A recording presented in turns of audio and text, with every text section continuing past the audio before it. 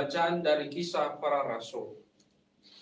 Pada waktu itu, berdirilah Petrus di tengah saudara-saudara yang sedang berkumpul. Kira-kira 120 orang banyaknya. Ia berkata, "Hai saudara-saudara, harus digenapi dalam nas kitab suci yang disampaikan Roh Kudus dengan perantaraan Daud tentang Yudas, pemimpin orang-orang yang menangkap Yesus itu. Dahulu ia termasuk bilangan kami dan mengambil bagian di dalam pelayanan ini. Sebab ada tertulis dalam kitab Mazmur, biarlah perkemahannya menjadi sunyi dan biarlah tidak ada penghuni di dalamnya.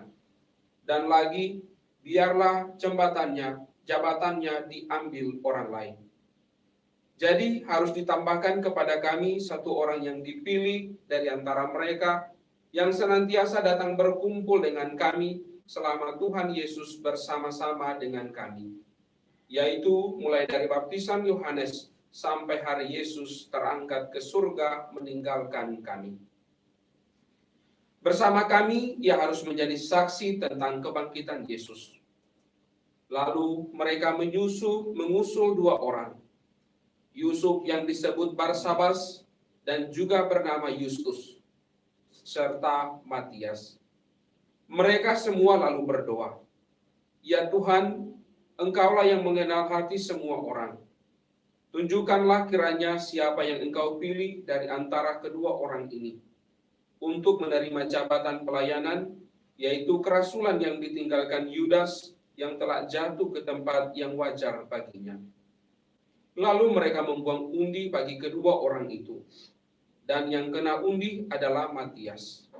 Dengan demikian, Matias ditambahkan kepada bilangan ke-11 rasul. Demikianlah sabda Tuhan. Syukur kepada Allah. Tuhan bersamamu Dan bersama rohmu. Inilah Injil suci menurut Santo Yohanes. Dimuliakanlah Tuhan. Pada perjamuan malam terakhir, Yesus bersabda kepada murid-muridnya, "Seperti Bapa telah mengasihi aku, demikianlah juga aku telah mengasihi kamu. Tinggallah di dalam kasih-Ku itu. Jikalau kamu menuruti perintah-Ku, kamu akan tinggal dalam kasih-Ku. Seperti aku menuruti perintah Bapa-Ku dan tinggal di dalam kasih-Nya. Semuanya itu Kukatakan kepadamu, supaya sukacitaku ada dalam kamu dan sukacitamu menjadi penuh. Inilah perintahku, yaitu supaya kamu saling mengasihi seperti aku telah mengasihi kamu.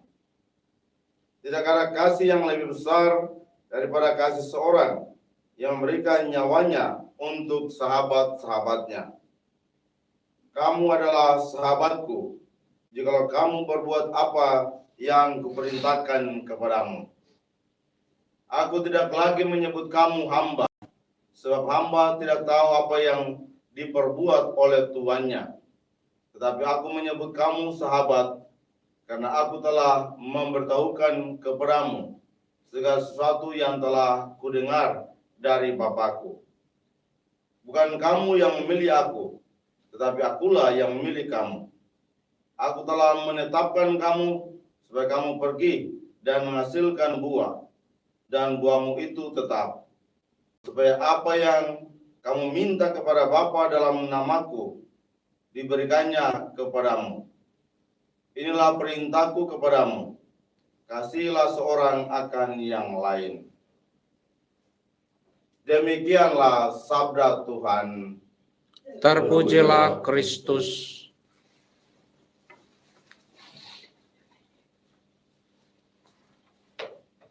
Brother, saudara-saudara yang terkasih dalam Tuhan kita Yesus Kristus, kita dengarkan tadi proses pemilihan Rasul Matias.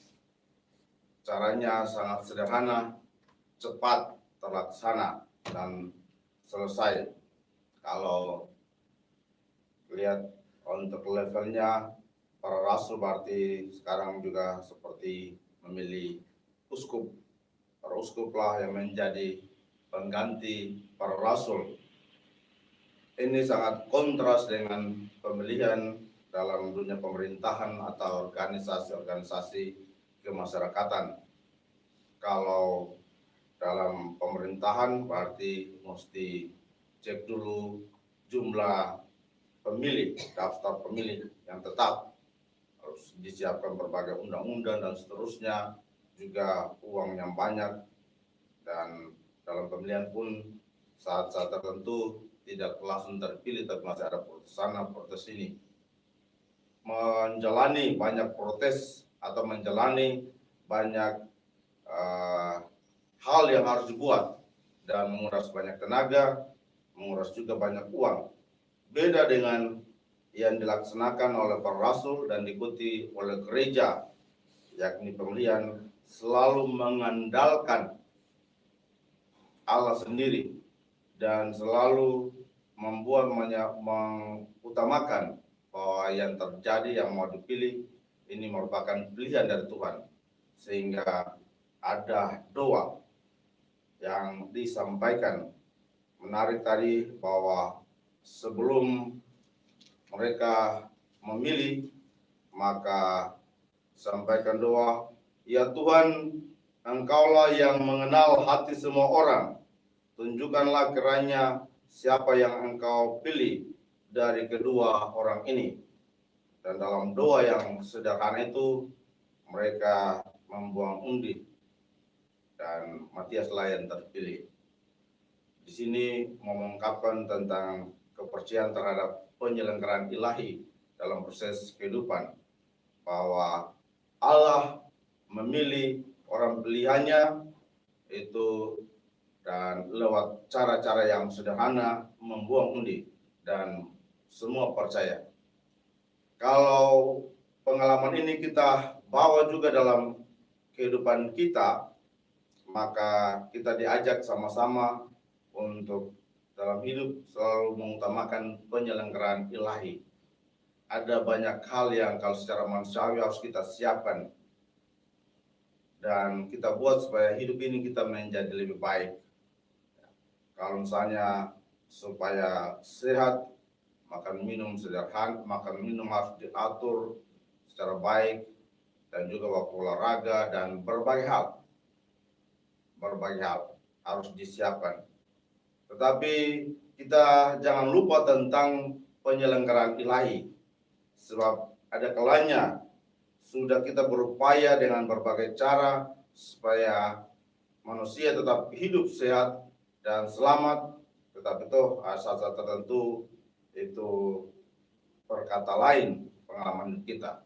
Pengalaman waktu COVID, masa-masa COVID ada yang sangat detail protek diri, tapi toh dapat dan seterusnya. Mau mengatakan bahwa yang mengatur kehidupan kita Allah sendiri, sehingga yang harus kita utamakan juga adalah penyelenggaraan nilai dalam hidup kita.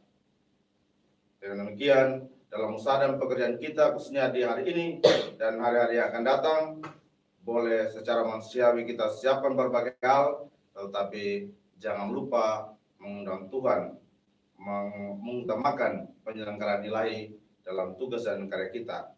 Kalau itu ada, maka pasti semuanya berjalan baik, dan bahkan mungkin dengan cara-cara sederhana kita akan sukses dan berhasil dalam karya-karya kita. Semoga demikian. Amin.